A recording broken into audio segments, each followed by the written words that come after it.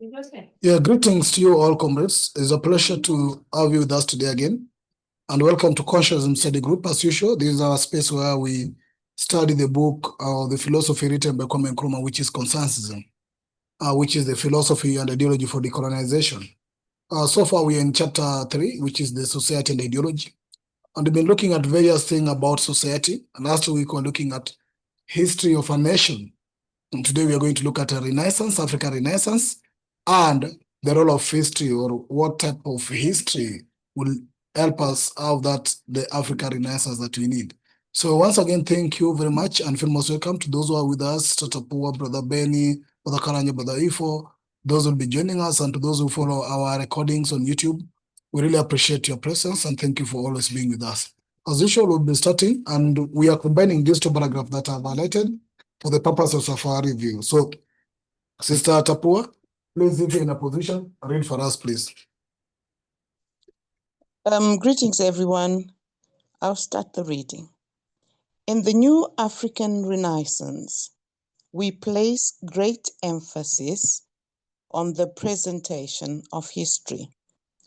Our history needs to be written as the history of our society, not as the story of European adventurers. African society must be treated as enjoying its own integrity. Its history must be a mirror of that society. And the European contact must find its place in this history only as an African experience, even if as a crucial one. That is to say, the European contact needs to be assessed and judged from the point of view of the principles animating African society, and from the point of view of the harmony and progress of this society. When history is presented in this way, it can become not an account of how those African students referred to in the introduction became more Europeanized than others. It can become a map of the growing tragedy and the final triumph of our society. In this way, African history can come to guide and direct African action. African history can thus become a pointer at the ideology which should guide and direct African reconstruction. Thank you. Thank you. I'll try to refer to the paragraph highlighted at the introduction, which they say as African student referred in the introduction. And I'd like to look at that introduction a bit. If you have time, you'll read for us the introduction, where the African students are being referred to, so that we can connect to this. Then let me just take it there.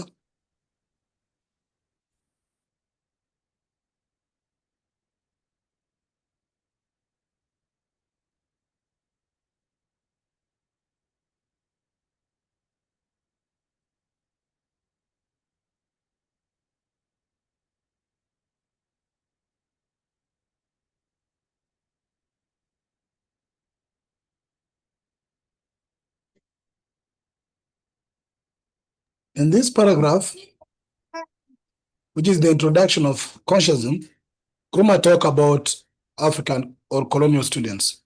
But where he stresses this is on, after his study, now he stresses this on the colonial student. So from here, Sister Tapua, you can read for us this one.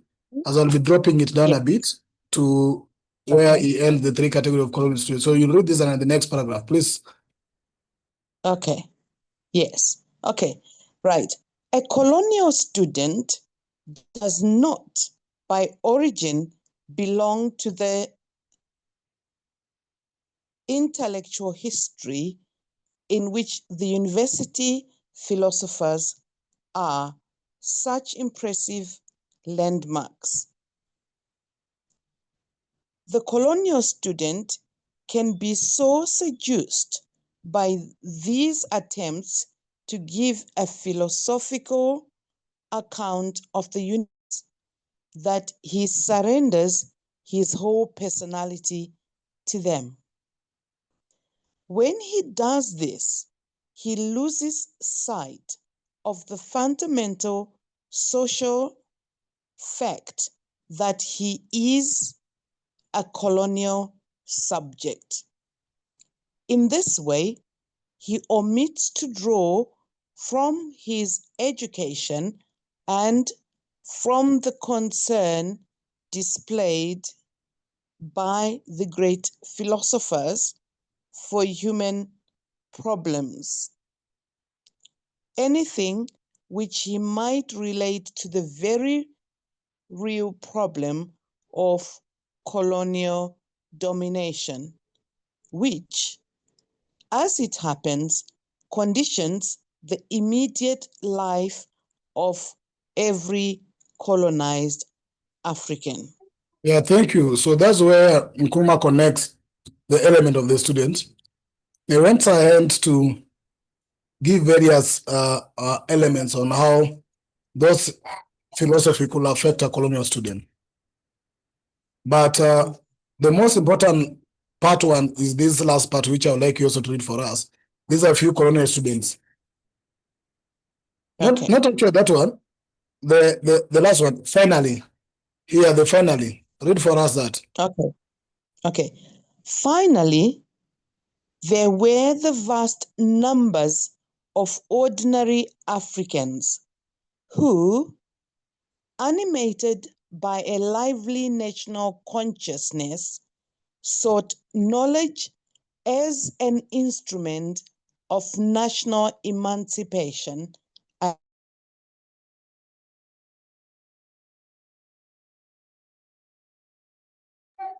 Sister Tapua. Over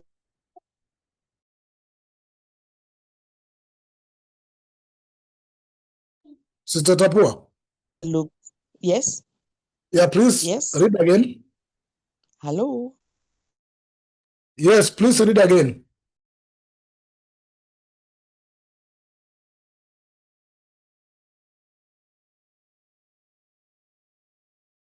Sister Tapua.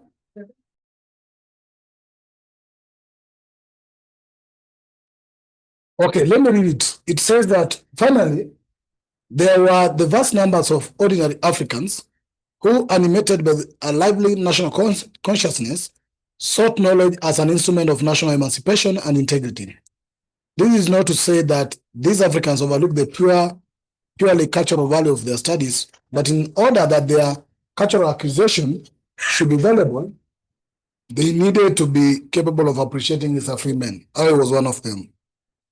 Now that will now connect us to where we are today, where we are looking at the history and its impact to Africans and its role in African Renaissance. So let me go back to where we are today. Yeah, now here is where we are. So welcome, Sir Wildok, and welcome, Brother Coco is joining us. Who can start sharing with us their thinking on this paragraph?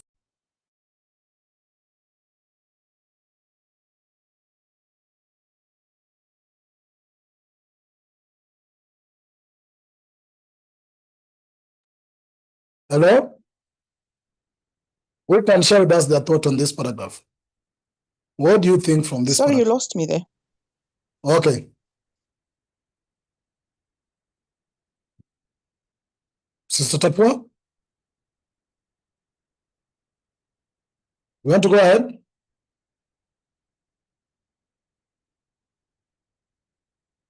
Hello, can anyone hear me? We can hear you, Yes, brother. brother. Hear you loud and clear. Yeah, I'm requesting if anyone can share their thoughts on this paragraph you just read. I can equally reread it slowly. It says that in the new African Renaissance, Yes, my brother. let me just reread it and then you'll come in. In the new African Renaissance, we place great emphasis on the presentation of history. Our history needs to be written as the history of our society, not as the story of European adventures. African society must be treated as enjoying its own integrity. Its history must be a mirror of that society, and the European contact must find its place in this history only as an African experience, even if as a crucial one. That is to say, the European contact needs to be assessed and judged from the point of view of the principles animating African society, and from the point of view of the harmony and progress of this society. When history is presented in this way, it can become not an account of how those African students revered in the introduction became more Europeanized than others. It can become a map of the growing tragedy and the final triumph of our society. In this way, African history can come to guide and direct African action. African history can thus become a pointer at the ideology which should guide and direct Africa reconstruction. So that's our reading for today. First of all, we start with any term. Is there any term that somebody need any definition on? You can raise the term you want for definition. If none, then we can go straight to start sharing our thinking to those who are ready.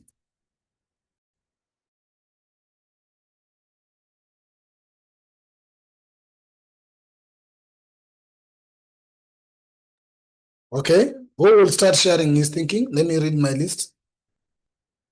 Brother Benny, let me start with you.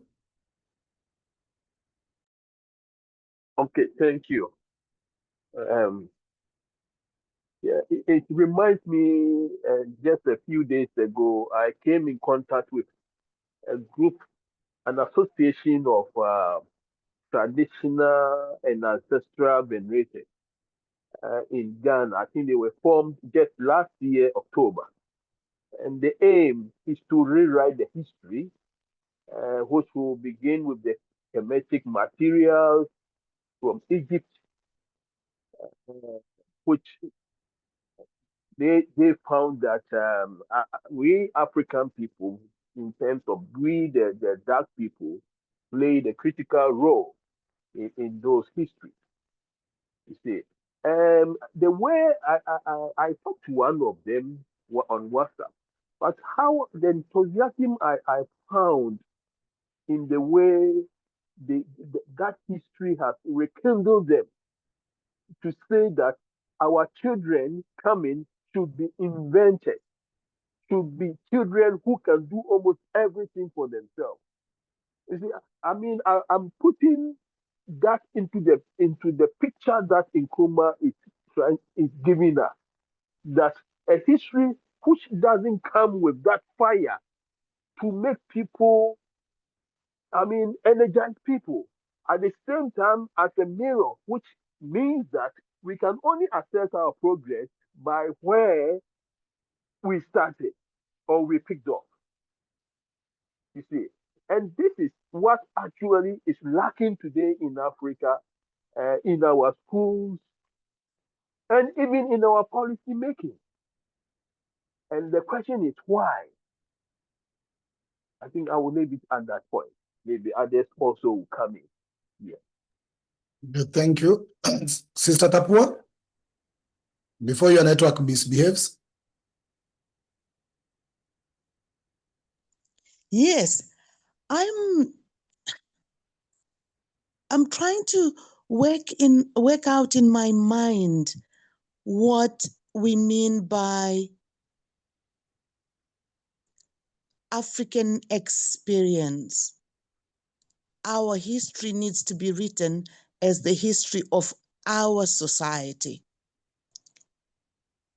This paragraph for me is looking at Africa as one. and that the experience of the West Africans is the same as the experience of the Southern Africans, is the same as the experience of the Eastern and Northern Africans. I'm also factoring into it how subverted our history has been, because up to this point, our history is as it is seen by the Europeans. And I'm seeing such a challenge of having to rewrite our history and look at our history from our point of view.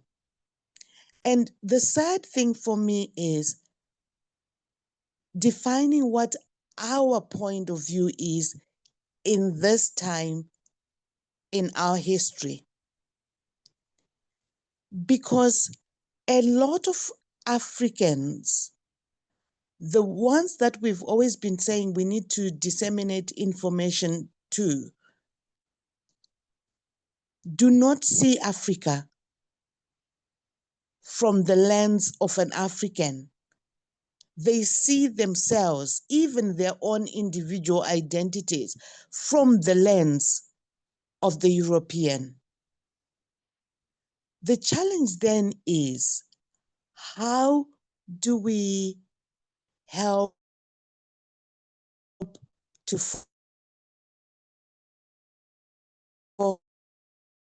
foster that, to foster of looking at ourselves from the point of view of being African?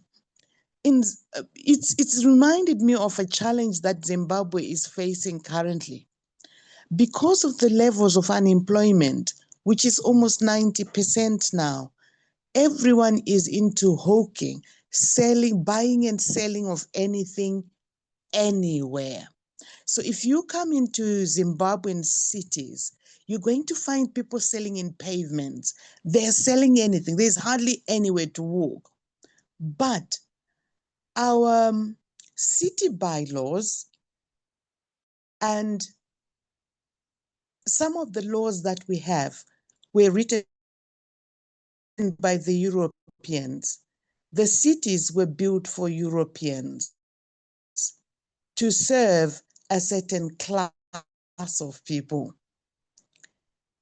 2 or 3 days ago, one of the ministers stood up and said, vending of secondhand clothes is now banned.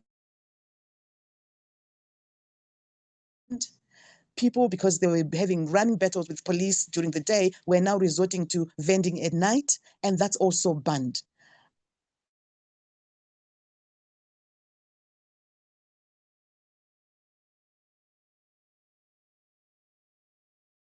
And it stunned me through the lenses of the reality on the ground. If people are unemployed and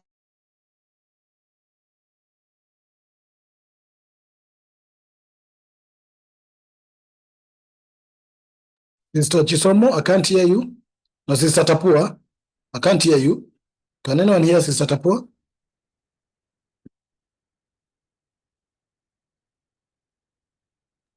Can't hear her. No, anything. she's off. She's off. Okay. Well, she will work on her microphone and be back. She's having network if you issues. have 90% unemployment Sister to Tapua, survive, people from Sister Tapua. Sister Tapua? Sister Tapua? She's there, but not responding. I think she's just gone. It's gone. On the toilet. Okay, just let you know, Sister Tapua, we lost you. Yes, I'm not sure how far you'd heard me. I was talking about how people are being prosecuted for. No, you are talking selling. about three days ago. Yes. Okay. I was saying 3 days ago, one of the ministers stood up and announced that vending is banned. Selling of secondhand clothes is banned because they are using European bylaws that were established by the European establishment that meant to exclude the Africans. So this is exactly what this paragraph is about, that we need to turn around and see our own history from our own perspective. We should have our own laws that meet the needs of our people. If people need to sell, it's the government's role to ensure that. You're frozen again.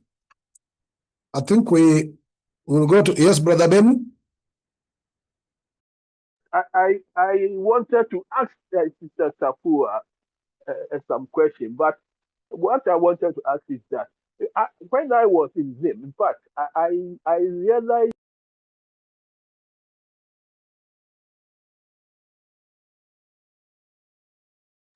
Brother also, Beg your you're pardon, you muted. got muted. Sorry. Could you unmute?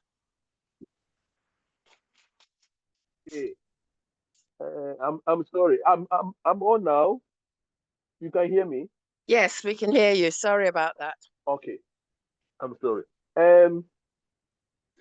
I wanted to ask Sister Tapua a question, but let me put it across. When I was in Zimbabwe 2018, in fact, one of the things that shocked me about ZANU, even with our prominent Robert Mugabe himself, that of all the years Mugabe, ruled Zimbabwe for about 30 years, they never transitioned from the colonial Ian Smith laws to a new law. So their immigration law, the trading laws, almost like everything is from far behind. And I used to ask people that, I mean, my respect for Zimbabwe has gone down because this is a country that we thought is Africanist. They are doing a lot of things, but here is a country that is stuck to, that British Rhodesian laws. And the question is why? Because it was affecting so many things that even the citizens themselves can't even register business. They can't do. Most of the citizens in business we would say that are maybe illegal because they are not registered. But why they can't register is the cost and everything, which Mnangagwa promised that when he is voted into power, he is going to phase out some of these laws. But I wonder today whether it has happened. And these are men and women that we expected by the way sometimes they talk, that they shouldn't even entertain such things. At least one good thing, maybe I would give credit to ANC, is the ability to reform a lot of things, even though the implementation has been a problem. But at least on paper, they've reformed, changed a lot of things. You see, so that's why I wanted to ask this Asefua to explain, because he has been there as a citizen for a long time. And then why ZANU remains to the colonial, constitution. To put it that way. Yeah. Thank you. Can I? Is it possible for me to respond to my brother? Yes, please go ahead. Then we'll go to Brother Coco. My opinion is that the majority of Zimbabweans, both classes of people, still pay reverence to the white ways of doing things, to the point of them even today now adopting the word muzungu to apply to anyone who enables someone. And you can actually see that in the psyche of the people, even the people who led the struggle to gain access to being white.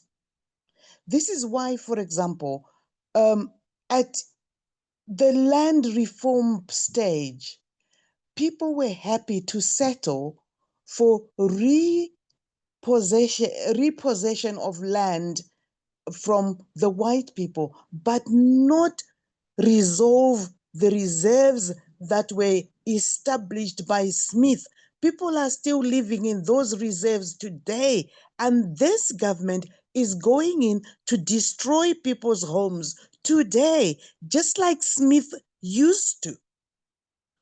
And they don't see anything wrong. This minister was actually saying, we need order in the cities. And I'm going, where is this man from? It's just sad. It's very sad that we think the standards that were held up to us by these white people were genuine standards. They were exclusionary standards. They were meant to discriminate, and we're still upholding that. It's very sad. Okay. Thank you. Thank you. Let's go to Brother Ifo before you go to Brother Coco. Brother Ifo, I know you are here before Brother Coco. Yes, I want to echo what our sister just shared.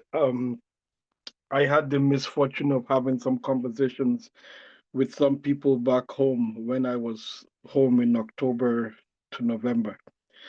I was in West Africa in the place they call Nigeria without asking us. And the level of reverence and respect for whiteness and European ideology, combined with the level of deep, deep disrespect and disdain for anything that was African, was shocking, especially from the educated ones, the formally educated ones. I found that it was sometimes harder to have an honest conversation about Pan-Africanism with people who have gone to school past university than with some of the other ones, because there's so much love for anything that isn't African. Some people even thinking that the problem with Nigeria is that the British left. I'm like, well, the British didn't really leave, but believing that the problem is that Africans don't know how to govern themselves, or Africans need to do things the European way.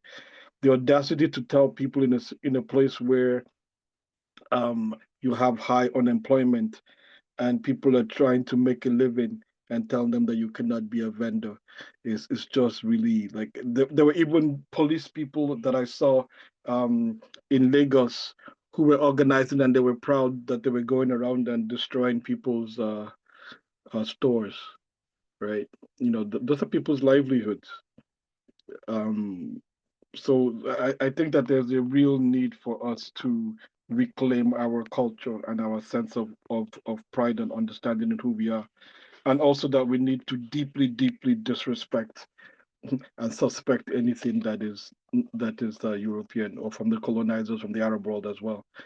Because if we don't do that, we will continue to repeat. We'll basically become the colonizers of our own people, because we will just be, as Frantz Fanon said, it would be, you know, the black skin, the white mask. We will not be seeing ourselves as ourselves, but we'll be seeing ourselves as the colonizers have brainwashed us to see. So that's what came to my mind when I heard what the sister was sharing. Thank you. I yield the mic. Thank you. Brother Coco.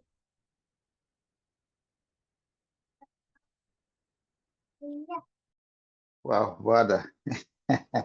You're throwing me into a deep end. I wish I could have listened more to a few contributions and reflections, but I'm here now. So let me just have a few words. I think both Sister Tapua and Wada Ivo have answered Wada Beni satisfactorily, I would say.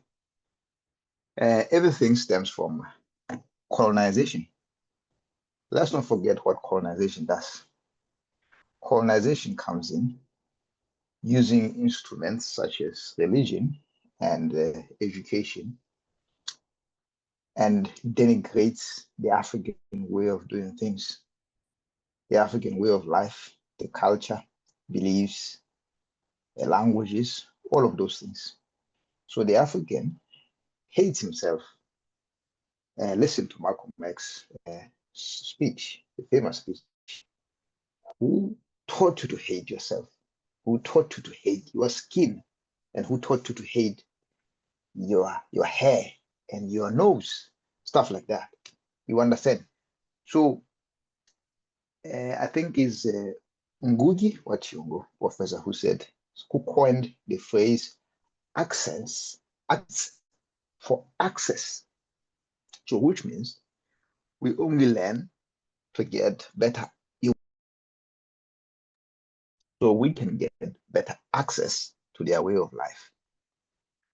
It's the same thing which Dr. Nkrumah observed in the class struggle, that after colonization, we split into about three different types of people. There were those who didn't want to do anything, who were not bothered by whatever happened. Then there were progressives who wanted to change, bring in progressive methods into play, change things, and give people more access.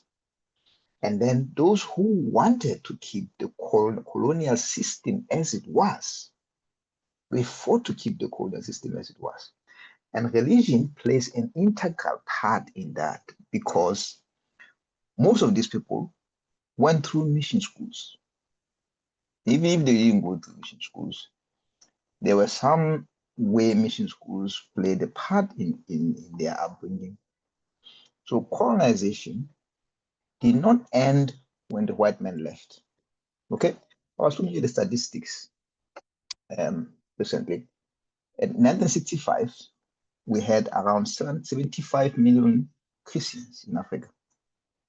By 2000, we had 350 million Christians in Africa, which means with the systems that they have left, we are now colonizing ourselves without the white man in the room.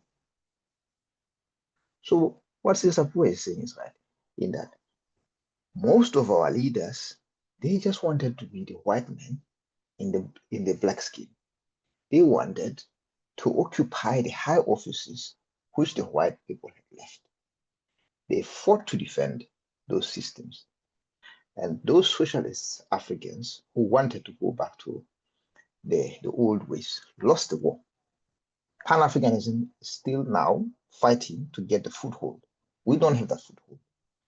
We are still playing second fiddle to people who are defending the European way of doing things. And that's where neo-colonialism comes in, because these are the same people who have been put there by the colonizers as gatekeepers. And they are being used to sell raw materials at cheap prices, because they get the cut and they don't care about anyone else. Then there is the education, which Brother Ifo rightly said. Thank you, my brother. Is there in the beginning. Plato, he's the one who came up with the educated aristocracy. And that educated aristocracy is here. It's here to stay. Let's not forget, the European system is hierarchical, right? We have the lord at the top, then we have some soldiers who serve him, who make sure that there is law and order. There are the priests, there is religion. They use all of those things to keep someone always at the top. So with the European system, it's always about domination. It's always about the big man. Who is the big man? Who drives the biggest? Who has the biggest house? And that's the mentality we have now as Africans. You cannot tell me someone will need to have $1 billion, while there are so many people in Africa who don't have anything. But that's the system. That's capitalism in play. And capitalism has been enabled by colonization, has been enabled by imperialism, and has been enabled by Christianity. Because with Christianity, it locks the people's minds. It makes people be okay with suffering. They're okay with suffering. And they don't care about the laws that are in play. They think those are the right laws, because we have been told you will eat by the sweat of your brow. They are told you are poor because you're not working hard enough. You cannot tell me that most of the poorest people in the world are not the hardest working. They are the hardest working, but the system is planned against them. And that system is playing against them since years past. And in Africa, they came in with religion. I'll be talking about that in another session tomorrow, trying to speak in my language. Hopefully people will understand who are they. But unfortunately, most of the time, we are preaching to the converted, which is where the problem is. Because majority of people don't want you to hear you even talk about religion. They don't want to even talk about capitalism is bad, because they have been told one thing. And to make them learn that and learn the right thing is the biggest thing. It's the biggest challenge. And that's why Dr. Nkrumah says Africans have to learn their history from their own perspective. The European experience should only be that kind of contact, but we don't. We are still hating Hitler, yet Leopold butchered over 10 million Congolese. It's not taught in our histories. They killed Lumumba there in the Congo. It's not there in our books. But I'm sure we have Henry in our books, or we have someone from Europe somewhere, or Napoleon Bonaparte. We don't have Sankara in our books. We don't have any of those. Even Nkrumah, they tried to erase him. So that is the system which we are under. Capitalism was born out of this colonization, which Christianity was used as one of the handmaidens of capitalism. And we are clinging to it because it is what we know. So in Sesotho, I don't know, maybe in other language, it's very difficult to win someone and not give them something. They started as very, very young. So when I say 75 million Africans in 1965, we are talking about some parents. Then when we start as youngsters, when we are brought up into that system, we don't know anything else. So in short, is the Africanness has been erased. So Nkrumah is challenging us when he wrote this book in the 60s to look back, sank over, get what is yours, and then you should be able to solve the issues that you face. And going back to Fanon and also Biko, they said prioritize mental decolonization before political decolonization, but we did not listen to them. Can I stop there? Thank you, Brother Coco. And I think I was showing the introduction part where Nkrumah talked about the colonial students and how that education affected them. Because when they went to European universities, they got the history of Africa written by a European man, and therefore they are seated down now to start learning their history from a white man. And basically, that's always what they say. If you are to tell today a lion to write the story of the goat, or the sheep, the lion will write it to his own dimension and his own thinking. And I think one of the biggest damage that has been done to us is distortion of our history. And then some of us who have walked away of those education, that history, which is taught to us from a white man point of view, has actually affected how we behaved. Because that history makes them be the superior, the best, the inventors, the innovators, and the creators. So we want to be like them. And our attitudes and mentality are switched towards being like a white man. Because it seems his history is good, it's more civilized. And when you graduate from that school, you just want to stay in London to work there, stay in the US to work there, live in the house they live in, put on what they put on, speak what they speak, and you disintegrate yourself with the entire society. Yeah, Brother Cope, you want to come in back? Yeah, quickly, I forgot. I was going to answer Sister Pua on the Mzungu word. We also have that in the suit. We call it the Hua. And anyone who employs people is called the Hua. As you can see, that has gone deeper into our psyche. We only think it's a white man who can create jobs. We only think it's a white man who can innovate. It's a white man who can come up with things. And my own brother-in-law from Sierra Leone, he said the worst thing that happened to Africa was that the Europeans left too early. so you can understand the kind of people we are dealing with. And this is someone who is educated to ACCA level.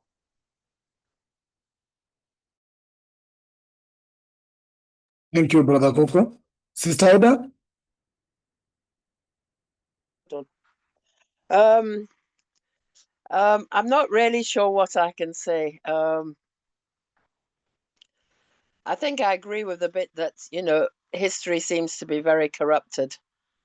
But then I wonder, at least from what I see when I'm home in Ghana, I see that our own old history is only brought up for things like birth rituals. Oh, should I say marriage? But funerals. Funerals seems to be the worst of it, because that seems to be what everybody wants to make history on. And the sort of great crowds and the different things that happen or are encouraged to happen. And all of it is usually money grabbing, in that, so much has to be paid out. But I hear that that's not just in Africa, even in the Caribbean. Yesterday, someone was saying about his brother's funeral and how, it's sort of almost a money draining thing. So I hear this about African history, but I think that the African history that we're seeing trying to be recreated is not often I don't like to say good African history, but I think it's also very corrupt in its own way. So I'd like to see an African history where, I mean, sometimes I see things on status where I see parts of East Africa, especially, doing things and dancing their way through festivals and stuff. And you just think, oh yes, I'd like to hear more about this. I'd like to know what they're celebrating. And there are those festivals that are also in West Africa, um, but they tend not to be in sort of major cities and stuff. They're sort of more rural, so you don't necessarily always hear about them. The ones, like I say, the ones that I see, and I'm sort of in the capital, is like, it's usually, even if it's the clearing of chiefs' funerals, um, um, um, resting places once a year. There's a big clearing of that around. It's called Homawa, around the time when the fish and meat is more plentiful. And then all I'm really trying to say is, I would like to see um, more history being developed around things that we should be celebrating rather than death. What else can I say about what I've so that's the bit I'd say about African history that I see affects and I hear about. I'd like to hear more about progress and achievement. And I see over here that people like to call on the ancestors and libation and stuff. And for a long time, I found that problematic. But now that I realize that, no, the ancestors are with us. And yes, they're called. But I'd like to hear more about the history of things maybe to do with that. I'd like to hear more about some of the festivals. And I'd like to hear and see them recorded, which I think is very much missing. So I say thank you. And is Sister Ida confusing culture with history? Well, am I? Yes, maybe. But that's the culture is the same as the history, as far as I can see, of what we learn at the moment. Thank you. Thank you. Brother Ife, did you want to come in? Yes. Since the sister was asking about good things, I am very proud of what's going on with there's a group of Pan-Africanists in Ghana, who have been actively engaged in raising the consciousness of young folks. I believe they're all under 30. I ran into them on the Demotivator show. I think they were on back in November or December. And then there's also a group in Nigeria called MOP, which is Movement of the People. They have chapters in almost all the states, and they've been actively working to raise the consciousness of uh, of the people. And it's mostly youth led. It's a party that Fela Kuti started back in the day, and they're actually working to be officially registered as a party in Nigeria so that they can continue their work. But they're doing the work anyway, and it's just nice to see youth remembering the ancestral ways and also pushing things forward with how they're using technology to also engage and learn and unlearn together. So it's been a beautiful thing. I've been following them and joining some of their meetings for the last I would say about 12 months now. I'll yield the mic for now. Thank you, Sister Naira.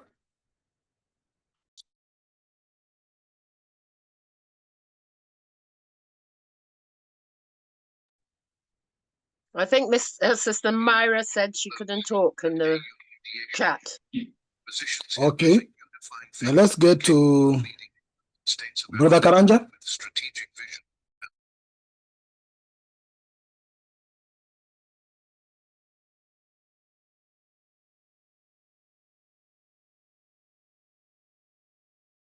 Brother Karanja, can you hear me?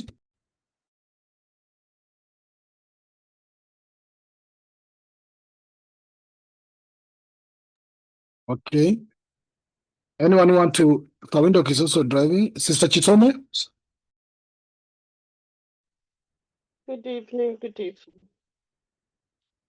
I didn't quite, I wasn't here when it was read. I tried to go through it, but I'm also listening at the same time.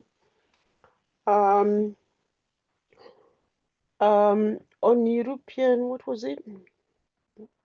Copying the Mzungu and things like that. That's why we see our leaders always going to the West for photo opportunities with these people. And then they come and post on their social media, standing with this one, standing with that one, without even telling us what they went there for or what they achieved or whatever. It's just photo after photo after photo with Mzungu. And it's a familiar practice with all these politicians, even civil society. And well, the moment they stand with Mzungu, it's something major, and everybody will be, hey, congratulations, and this, and that. And you just wonder, what about telling us what you went there to do or what you discussed, what you achieved, what are you doing for Malawi and stuff? Nothing. And then when it comes to history, I had the opportunity to speak to someone today who called me, and he's an elder in certain things out there. And I think he's the pastor of a particular church that John Chilembwe, I don't know if any of you know John Chilembwe, who was our freedom fighter in Malawi with the white people. And he belonged to a church. So what was going on in there, he didn't like. So he started fighting them, fighting racism, fighting prejudice, discrimination, the whole lot. But when Kamuzu came, he tried to suppress that history. He just literally wiped it out. We were not allowed to learn it. We were not allowed to discuss it. But along the way, he allocated a date that we can hear about him. And it was on a specific date. The man reminded me it was on a specific date, which was 3rd March. So we'd say, oh, Chilembwe Day on that Martyrs Day. I think it was called Martyrs Day. Now I remember. It was called Martyrs Day. So there was a confusion as to whether we were celebrating the World War I or II or whatever that is, because we would wear the poppy we would wear the poppy, and they would have a ceremony to go and put those wreaths with red poppies on it. But then he reminded me that John Chilembe was only discussed between 4 o'clock and 6 o'clock. Just a 2-hour slot on the radio. So we'd all gather around our radios to hear the history about John Chilembe and what happened. But it would be the same every year. The same song, the same story, the same narrators, the same speakers, the same people who were with him at the time, as to what happened at the time, obviously edited and manicured and stage managed and stuff. So yeah, so that's the history just being suppressed.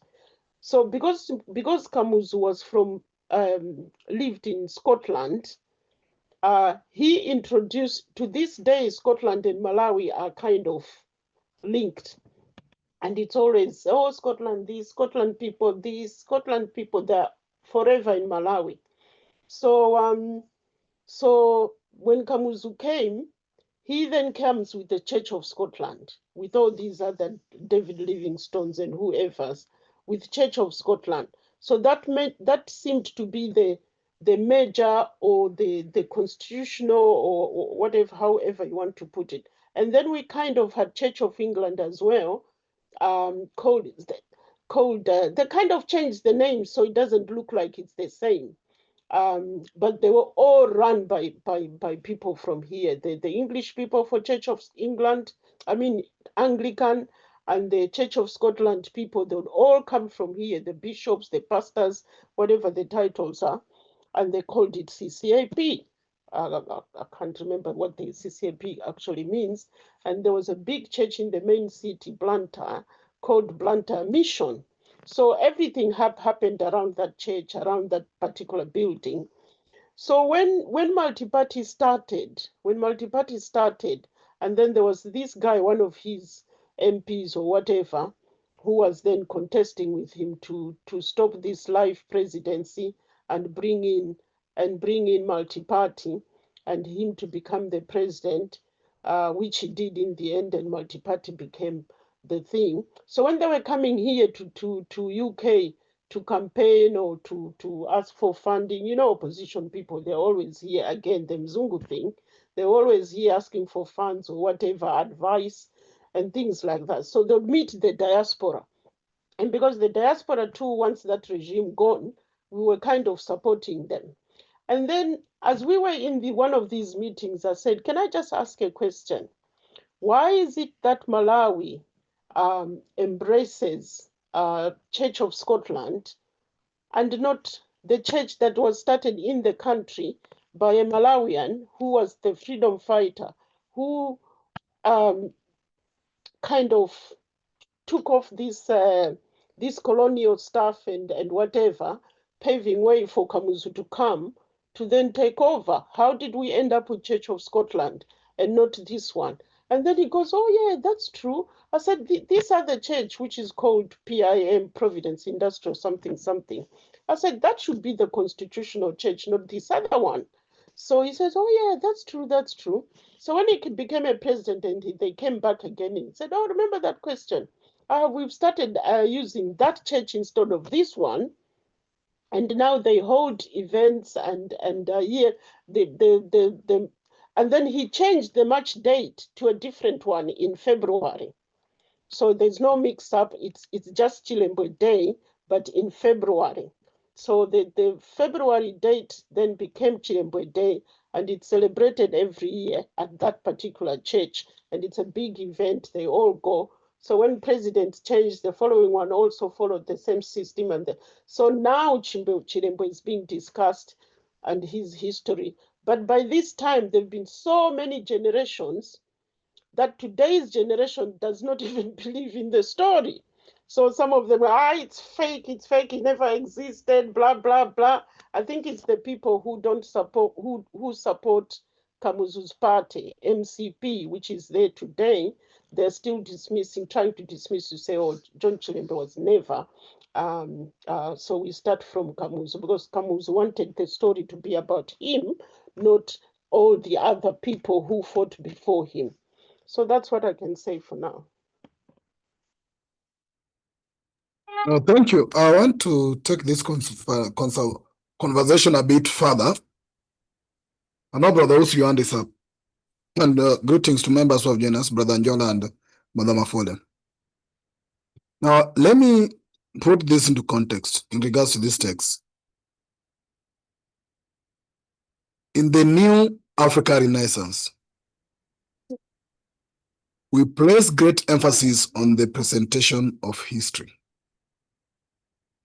The fact that there's a new Africa Renaissance doesn't mean that there was an Africa Renaissance before.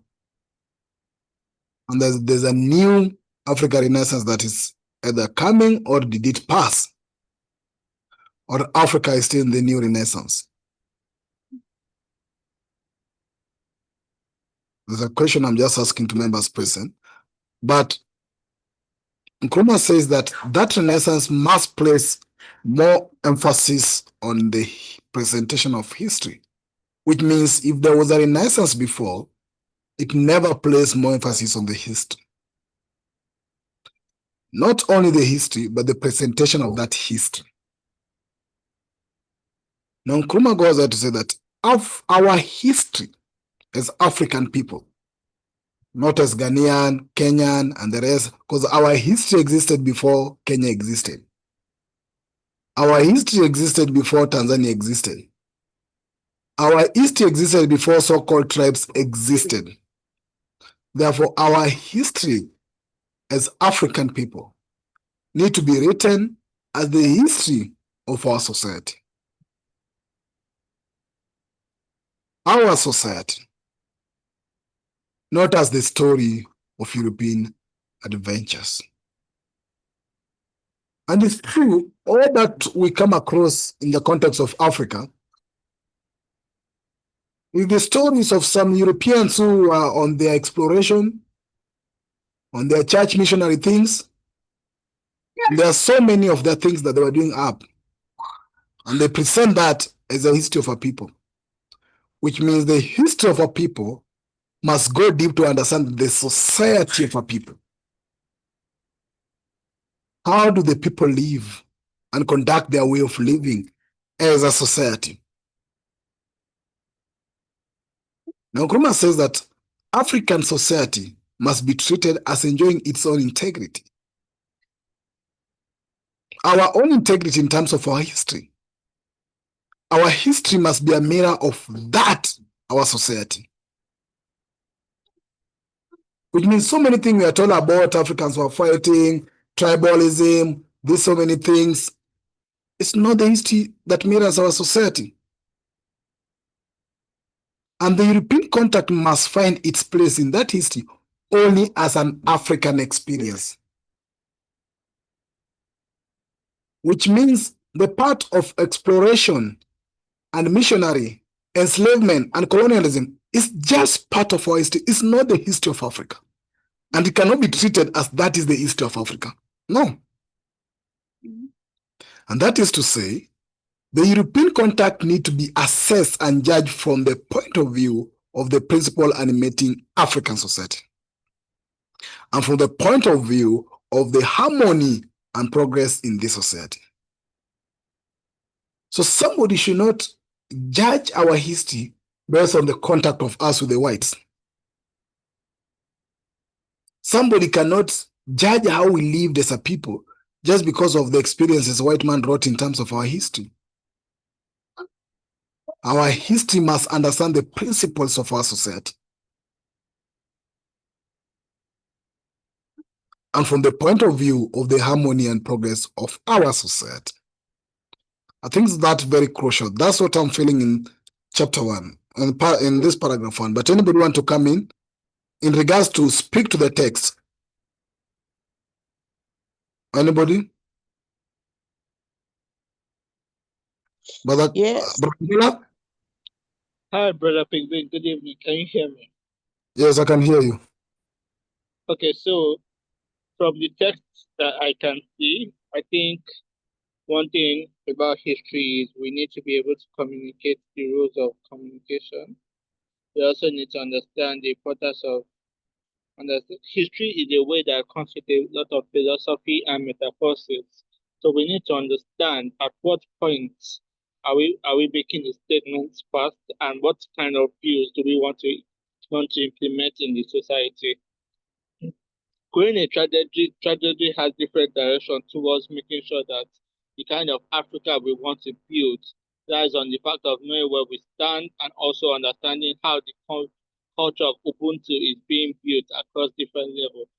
So different sectors have different ways of how they mirror the concepts about the European citizens, and also understand that Europeans have the role that they must have played is a choice that we have to correct together, and also understand that no matter how much we judge from one point of view, every view that is being created by different citizens from different parts of the African continent must all go back to our history, and also must all come back to the same issue of making sure that integrity is being built on the account of making sure that the next generation that are coming ahead have something to say, and also is something that they can continue to build on when they are also writing their stories ahead, and also showing the direct contacts towards getting some of their dreamers and their inspirations, showing how great they want to be, and also what kind of places do they want to achieve in terms of rewriting their own,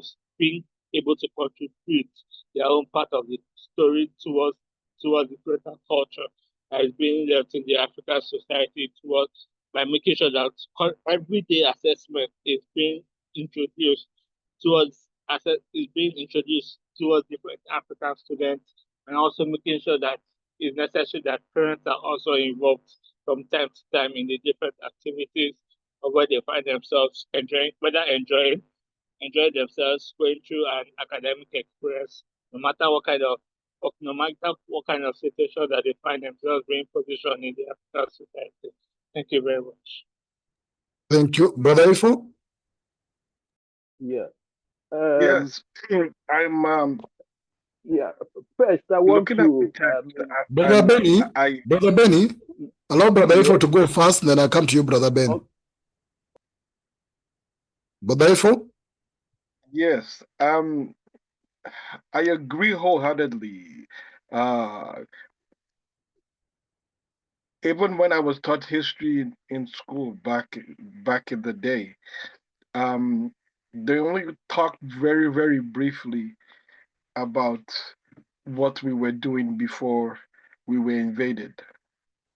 They mentioned I grew up in Yoruba Kingdom, so they mentioned a little bit about that, but it was very small. Most of the focus was on our invasion and forward, and it wasn't even treated as an invasion. It was taught as if this was some blessing. I believe they were even still teaching that, who discovered the River Nile, which makes no sense. How can somebody from Europe come and discover water that we took them to? So the way we are taught history needs to be taught in the way in which it is referenced in this text, where we are Afrocentric, not Eurocentric or not Arab centric, and where we can define ourselves independent of anybody else and independent of any foreign religious misunderstanding.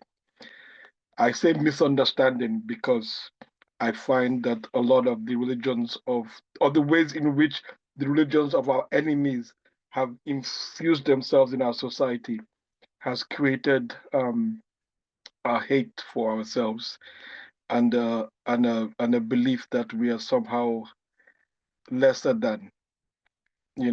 I heard recently that there was uh,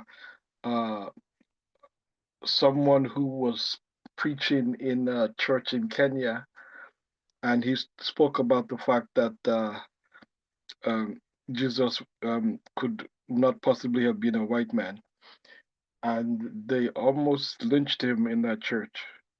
They rioted and kicked him out because they wanted to maintain the picture of white Jesus. And I also saw that in different people I've talked to in different parts of West Africa, where the white Jesus is what they want, regardless of, they would tell you that they love, that it doesn't matter. I mean, I'm saying, okay, so if you say the color doesn't matter, Why do you cling so much to the white presence? So I think we have a lot of work to do, but we are getting there, and we will get there. I yield the mic for now. Thank you. Thank you. Brother Osu, kindly come in. And to members who have joined us or those who are with us, kindly feel free to share your thinking with us. The text you are referring to is the text that is highlighted, the 2 paragraphs. Yeah. Sister Chisomo. In fact, whether I should make it, no, not a question, but I mean, what will be the percentage of um, people who are, I mean, traditionally in Malawi? Because what I saw in Malawi, it looks as if everything in the country is either Christian or Islam. Even the schools. In fact, I checked. I was looking at the university that maybe have some studies into African studies and African culture, but it looks as if, well, maybe you may clarify, but it looks as if that doesn't exist in the universities that are there now, and the country is caught up into this, I mean, imported faith, which comes with distorted history, which these histories don't help African people. And partly it affects their economic well-being also, and even financially it affects a lot. So when I came back, in fact, I discussed with some of my colleagues that why we can't launch a research in Malawi just to study the indigenous community, because then these are a group that will need some kind of empowerment. Apart from that, they should have a feeling that other people are thinking about them and that they are not alone. You see, so you are a citizen. When you talk a little bit when I finish, yeah. You see, if we coming back to the text, what I see is that Africans, we have been turned upside down because of the kind of history which we've been made to believe it is something which is divine, to the point of the color issue, race issue coming in. I know what I personally have gone through when I was young, that we were calling ourselves white. And I know some people used to call me Akwesi Broni, what means that as Akwesi white. You see, and it comes from almost like the way in West Africa and in Ghana that time when we were young, anything that is quality, or you want to talk about any perfection, you want to talk about anything that is excellent, it's about white. You see, so I know that when we were in secondary school, but we read a lot of African writers in English literature. Almost everyone who did English literature read a lot.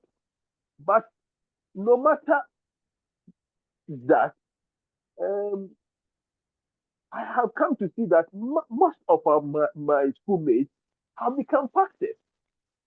Yes, the school actually was mission secondary school. Presby and Methodist joined together to establish that school. But then the question is, why is it that the impact of the side of these African writers never had impact on us?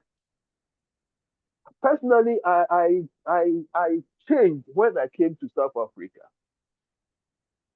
And I met different theologians here because I came purposely to study theology. And the type of theologians I met who, for whatever reason, have become very radical in their own way, actually shaped us. You see, to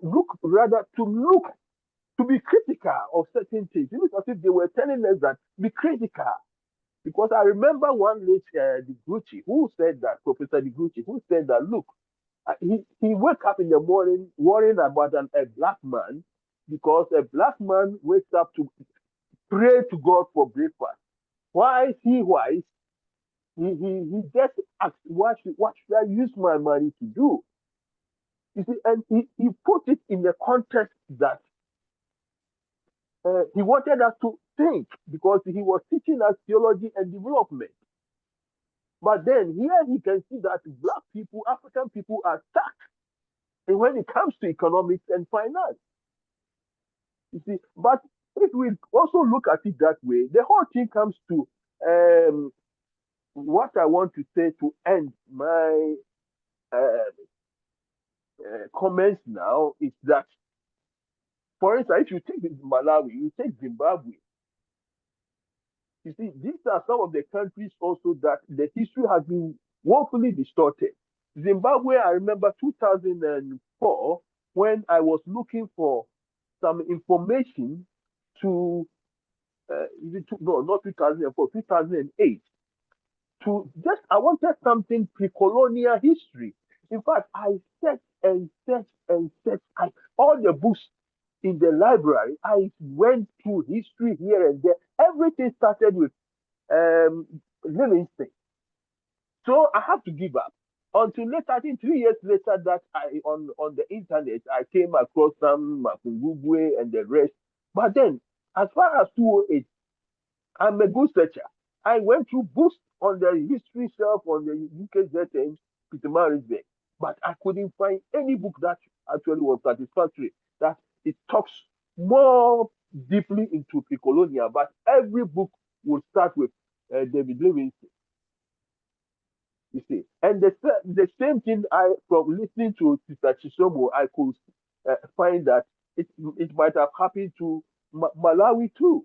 But fortunately, South Africa in particular has been an inspirational country for me because despite the apartheid and its impact on the traditions and the customs here, African customs here, you find a whole new awakening, which has started with the young people. You see, and it's really promising, despite the way even now the Jewish community and some of the white community wants to suppress black, rising or empowerment and those things.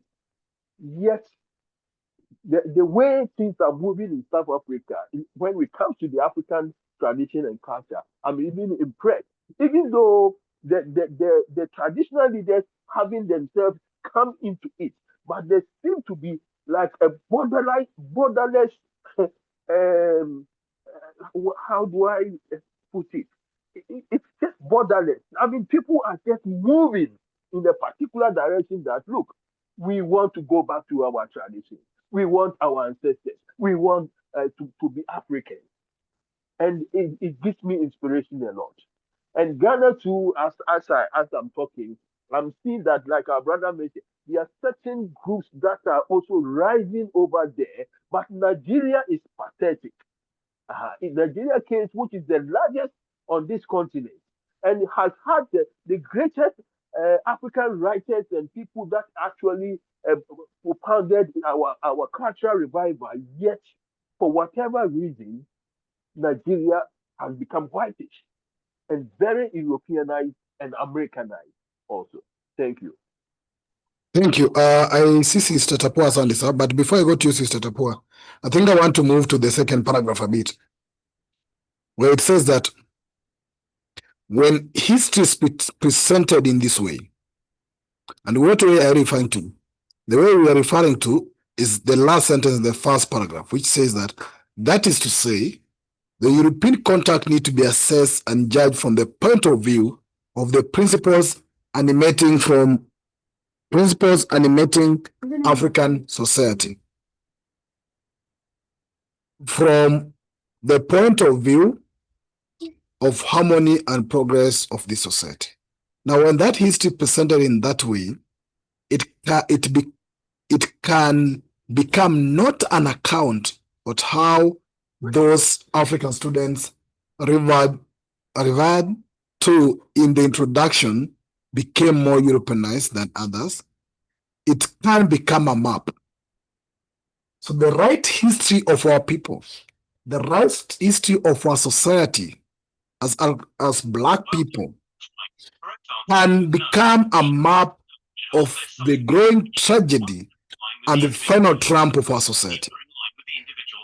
We have been in this situation where we want to move forward as a continent, where we want to be who we should be.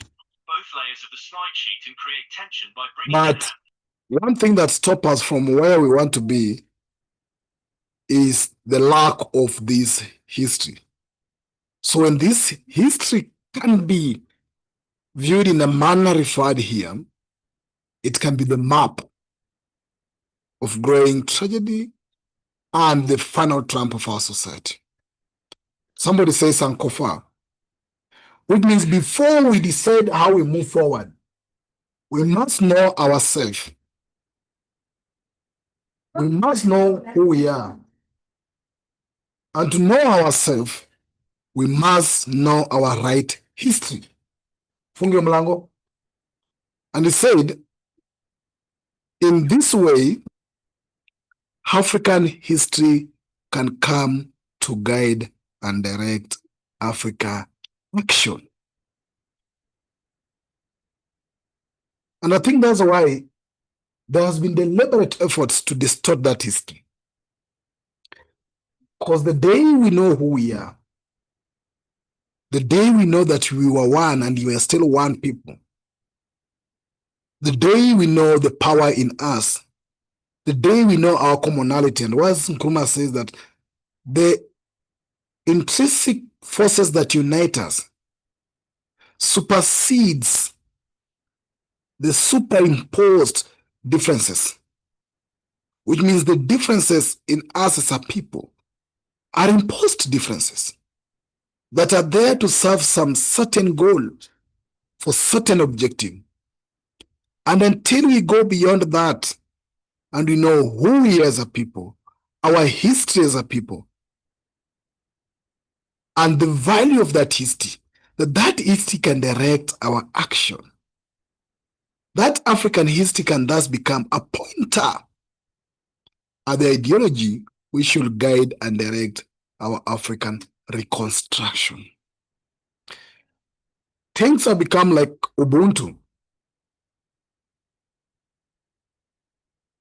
Some people call African socialism. Some people call communalism. The moment we realize them, and we cannot embrace Ubuntu if we don't embrace our history or who we are or ourselves. So yes, Mr. Tapua, please come in. Thank you very much. The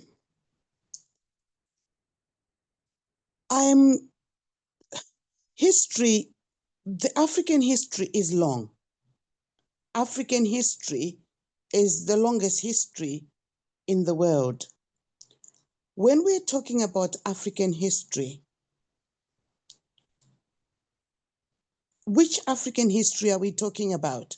Pre-colonial? What about the 100 and something years that we've been colonized? That's also part of our history. And for me... Sister Tapua? Yes. And that part is, I think, what Nkrumah referred in the first paragraph as the European contact.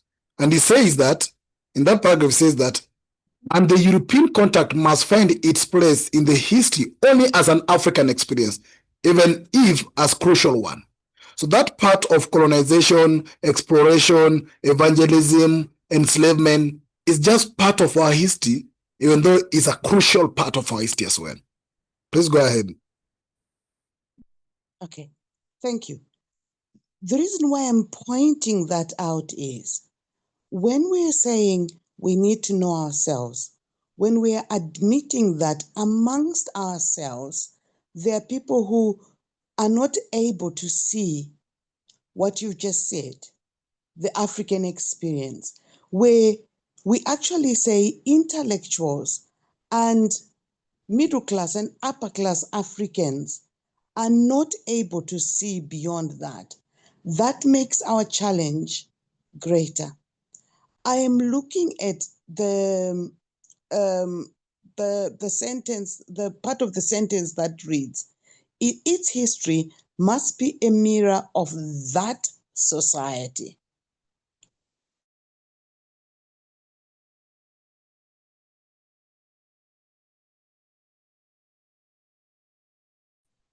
And that Neo-Africa, a mirror and post-colonization during neo-colonialism needs to be looked at, needs to be admitted to, needs to bring shame to us so that we can leave the last sentence of the second paragraph, which says, African history can thus become a pointer at the ideology which should guide and direct African reconstruction. Because to reconstruct is to acknowledge that something has gone wrong. And if we're not able to say what has gone wrong, how we need to reconstruct, then we are not going to get to where we need to go.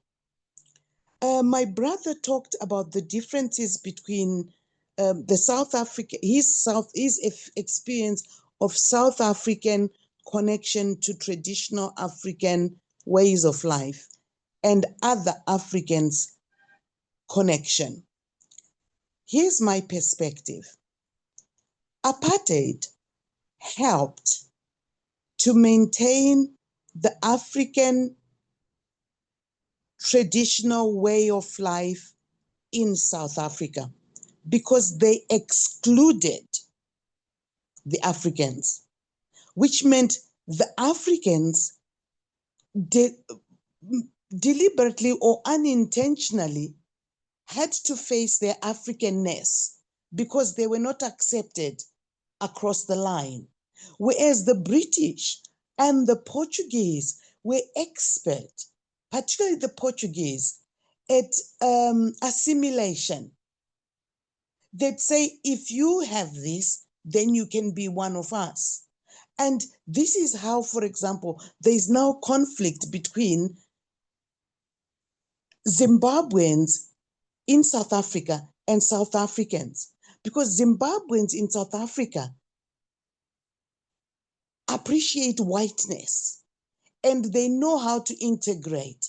They know how to ingratiate themselves to white companies and sell their labor. And this presents them in a conflicting position because the South African has been a person who's kept in touch with themselves, kept in touch with who they are, kept in touch with their Africanness. And I think acknowledging that the British, particularly in areas where the British went, the Africans in those countries aspire to be white. Whereas in areas where the Africans were excluded, they have to be Black. They are proud of being Black. They've been given the platform to actually stand up and be Black and say that this is their land.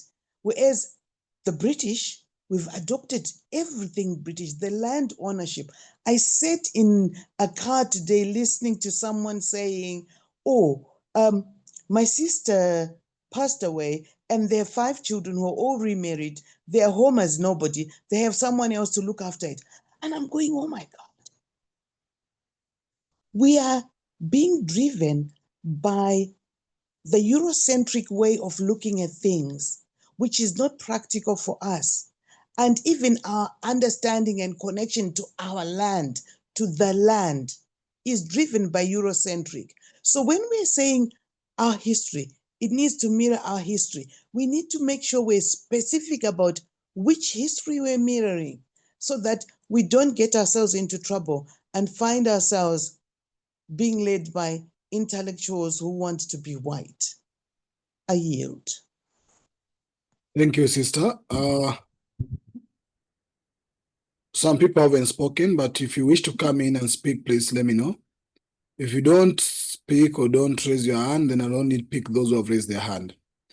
But I see some people who joined us before. Now, like Elder Mafole, if you wish to say something, Brother Sawindok, Brother Karanja, and there's another comrade who joined us. So if any of you wish to say something, please unmute yourself and say something as we go on with this conversation. Brother Ifo, you go ahead. Then anybody want to come in, please come in after Brother Ifo. Okay. Raise your hand or unmute yourself. I will just be brief. What was just said reminded me of something that happened to me in November, I think it was. I was kicked out of a WhatsApp group made up of people that I graduated with back home. And the reason why they kicked me out was because I respected the ancestors and I was not deferring to whiteness. So this is a group of people that I grew up with in west coast of Africa in Ibadan. I would say all of them except for one have both parents are Black Africans. But yet, what upset them that they said I needed to apologize for was the fact that I said that we need to respect our ancestors. And so that's a demonstration of what the sister just talked about, that they look at those of us who want to respect ourselves as a problem that needs to be extinguished. And they have much respect for people who are like Kemi in the UK, who's very disrespectful of Nigerians. So it's a sickness that we need to deal with, because we cannot move. You know, they say you cannot be proud of the fruit of a tree if you're not proud of its roots. And I'm afraid that it seems like we have multiple generations of people who are proud of not being proud of their roots. I will yield for now. Thank you. Thank you. I see Brother Njola hand is up, Sister Tapua hand is up. Anybody want to speak? We have some few minutes to go. Please let me get your hand up. Hi, Brother Big Man. Can I go? Okay. Yeah, Brother Njola, go ahead. Okay, I will just add based on what's here, and I will use it as a reminder to everybody. The African continent that we have today is something that we must see not only as a story of European, not only as a story of European hopes, but we must see it as a land of landmark and landlocked opportunity. Sometimes it might require us to pay a middle-term price. Sometimes it might require us to pay a short price. Sometimes it might require us to pay a long price. But sometimes the way we present, the way presentation of history is being made can also sometimes tell on the perspective of what kind of resilience and what kind of sector are we really talking about. And it's very important that we make people understand that African students are something that I've seen Africa more of colonization, and also I have a lot of Africans saying that Africa is a continent that cannot really grow because of the political landmark that is on the continent today.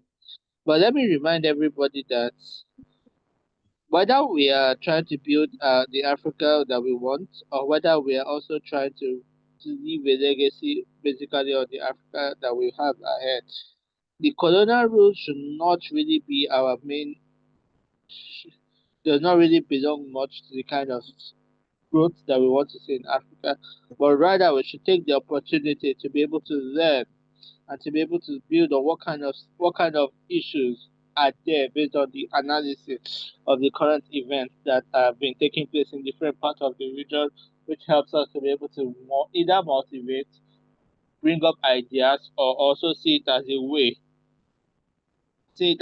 for building the culture of creating something all in the society. Because I see what Brother Benny wrote as all for obedience, but I think there's a little bit more of obedience, more beyond obedience, than also understanding that obedience can be either coming from party to leaders, from people to leaders, or leaders to the people.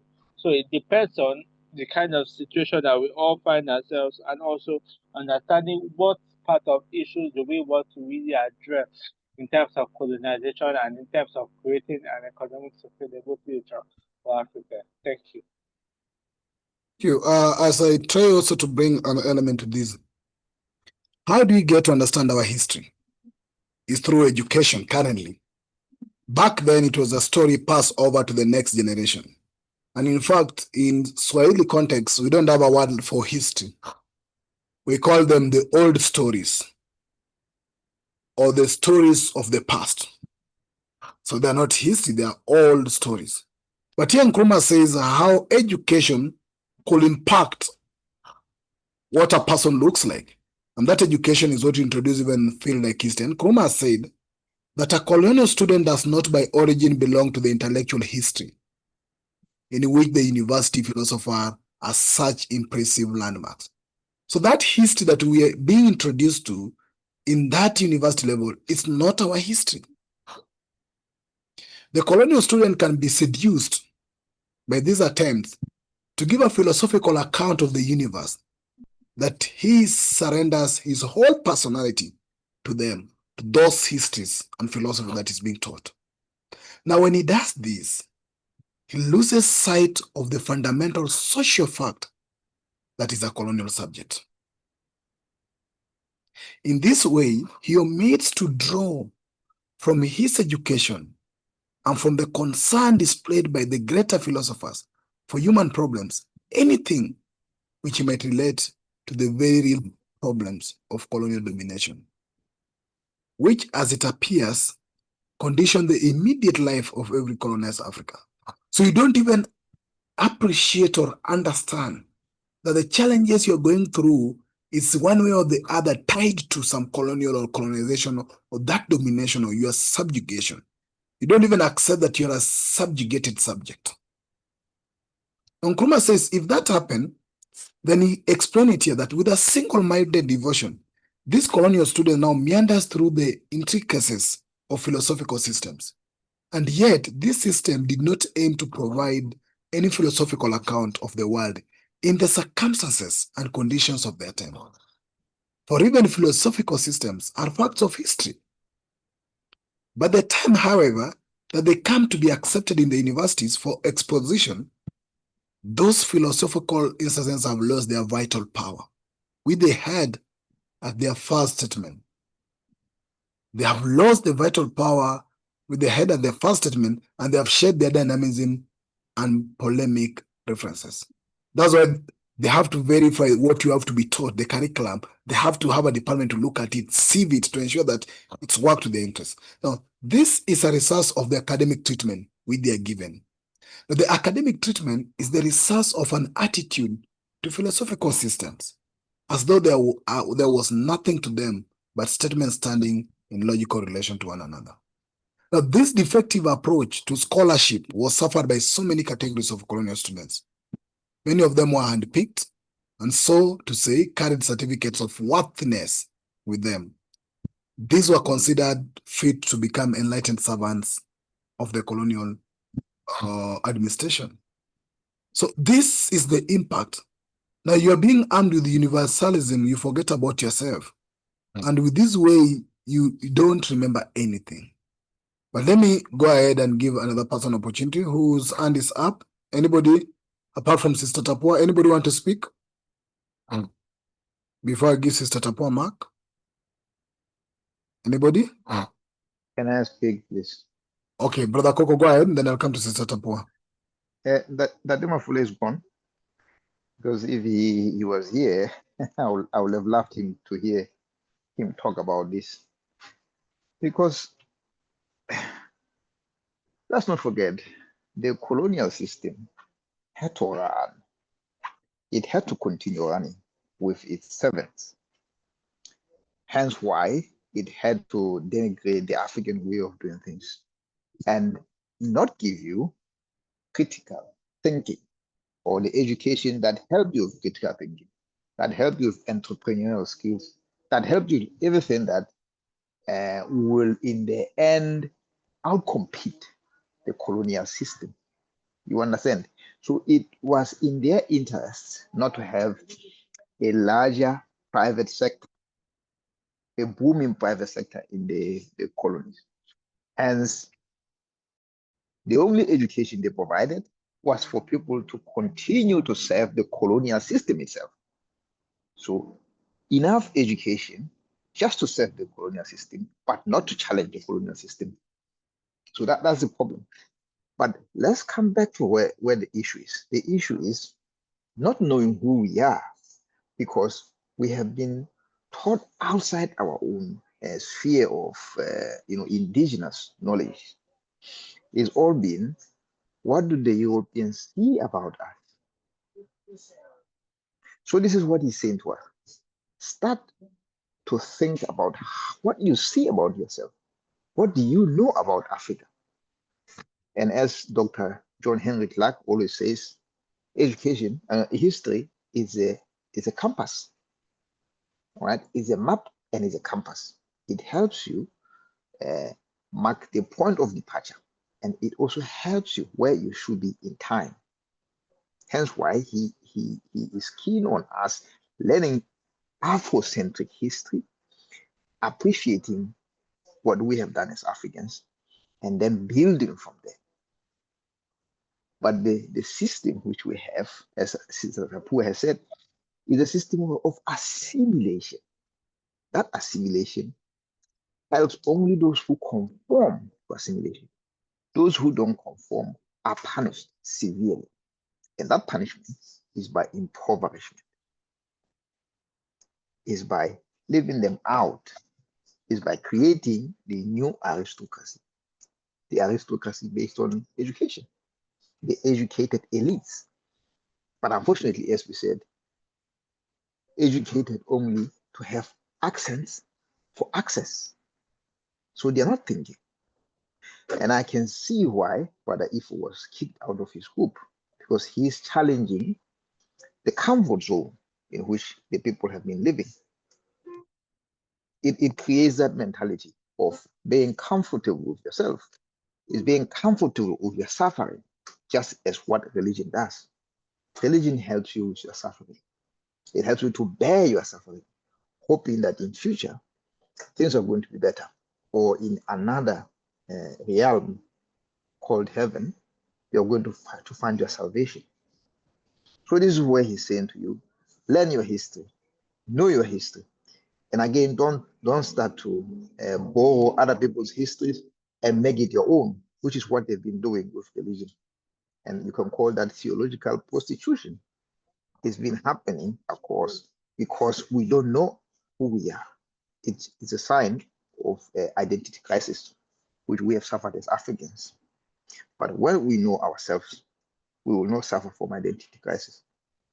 And we will work together as Africans. We will remember that we are communalistic in nature. We'll start sharing things. We'll start understanding each other. We will remember. I also want to allude a bit to what Sister Tapua said about South Africans being excluded. Yes, South Africans were excluded, but they excluded themselves. It was their way of rebelling against a system that was not meant for them. They hated the Bantustan system of education, which was meant to educate the African to be subservient to the white man. And they started rebelling from then on, and they held on to what they know best. Then that's when they went out into other countries to get labor, cheap labor. So they went to Malawi, they went to Lesotho, they went to Swaziland and Mozambique to bring in labor force for the mines, because the South Africans refused to work in the mines. They refused to do stuff which was subjugation for them.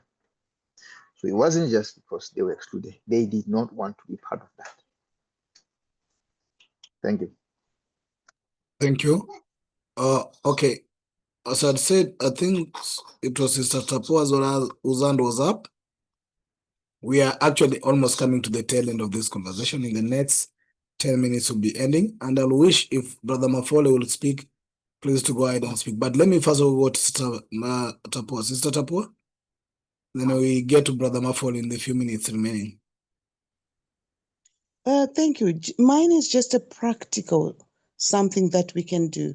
Because if we're talking about our history,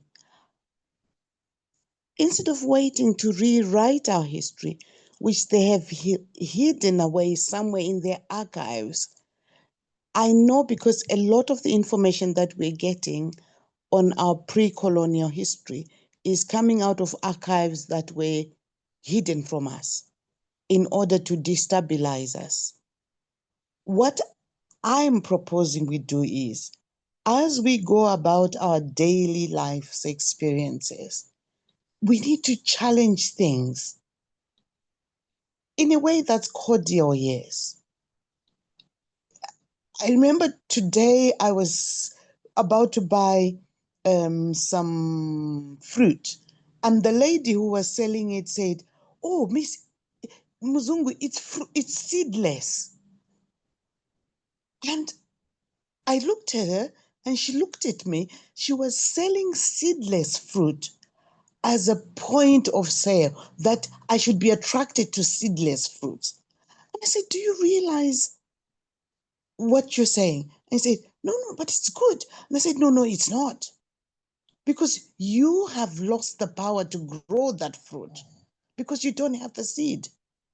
So when we come across, particularly in our own homes, let's start by making sure that our children and our neighbors learn to respect their history and their ancestry. We want to do it in a kind way, in a kind, considerate way. Show them how, for example, if they're Christian, Christ's genealogy is known. And ask them, do you know yours?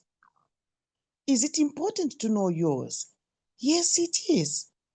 If it is one of these kids that's into royalty and what have you, let's use whatever props we can to try and build our own children's confidence so that they keep hearing, for example, that we used to cook in clay pots and clay is beautiful because it does this. Aluminium is poisoning us. And you always work slowly because kids will learn and people around us will learn from examples from us, the educated. As we're talking, as we're behaving, let's try and influence our own environment besides writing. Thank you. I'll end here. Thank you. Thank you very much. Elder Mafole, are you able to speak even for a minute or two, Elder Mafole? Good evening. Good evening, brothers Elder. and sisters. I was enjoying listening because You are a teacher, you cannot be listening for all time. it's enjoyable at times to listen. It's actually good to also learn from others. As usual, I will be repeating myself. Yes, I like Sankofa. Sankofa is instructive. We must pick from the past what we need to use to build the future. But we must not stick in the past, lest we break our necks, because our necks are created in such a way that you can only turn so much to pick from the back, from your past, and move forward. We need to create this part of history. There shouldn't be somebody try to clear part of our history. But as Sister Tapua said, there was history being created there. Now the question is it the type of history that we really want? We are talking about the future. There are people who will be looking at history in 30, 50 years to come. What history should they be talking about, or will they turn back to learn of the people who lived in 2025? Should we not also spend some time recreating or reconstructing our identity, and this identity for future generations to come and emulate? Because they'll only be able to emulate what they see. Our own children will be able to emulate what they see of us. My humble request is, let us create something worthwhile for our offspring to emulate, for them to be able to narrate these stories, past stories of their elders. We are soon to become ancestors. What ancestors shall we be when we do not create some reality for the future? I'm pleading with you, colleagues. Thank you. Let us co-create a history for future generations to be able to point at 2025 people, what the 2025 people did and have left for them, what they want to emulate, not what they want to repeat that they had us saying. Thank you. Thank you, Elder Mafole. As you bring us to an end of this, you've really take us back to ask ourselves that as much as we read Nkrumah, we appreciate the struggle they waged towards independence. As much as we want to look to the history of our ancestors, the civilization they built, the society they built, as much as we want to look at how the European interaction and experience distorted our or affected our history, what is our contribution to the history of African people currently? What struggle are you going to wage and win? What are you going to contribute as a generation to the history?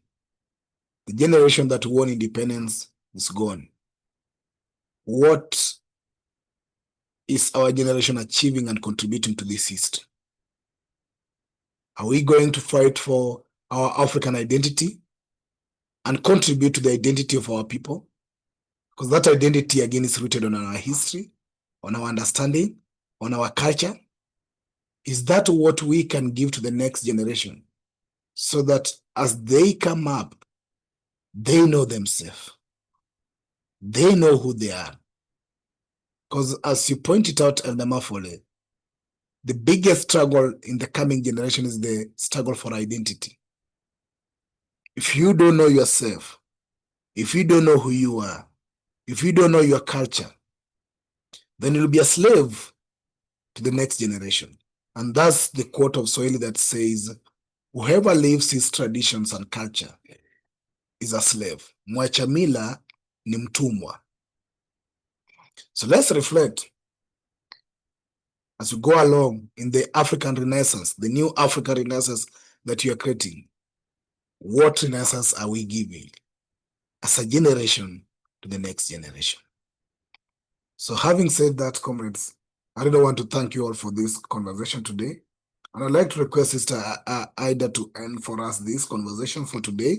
We are looking at Pan-African solidarity this Saturday, and how can we build, again, that solidarity and synergy among us as Pan-Africans to carry forth this struggle for what we want to contribute to the Pan-African struggle. Sister Ida? I thank you all for having been here today. I thank you for your views and the things you have shared. Brother Coco asked me if I knew the difference between history and culture, and I'm still slightly struggling with that, thinking, are they not the same in what we're encouraged to to learn in our schooling? But it obviously isn't. So I think I need to go back and re-listen to this program. And I would encourage us all to do the same. And at the same time, as Brother Pigeon would say, like, subscribe, pass on to your friends and colleagues so that it could build up our WhatsApp ratings. But I do thank you all, and I wish you a good evening and a good weekend coming up. Thank you. Bye-bye.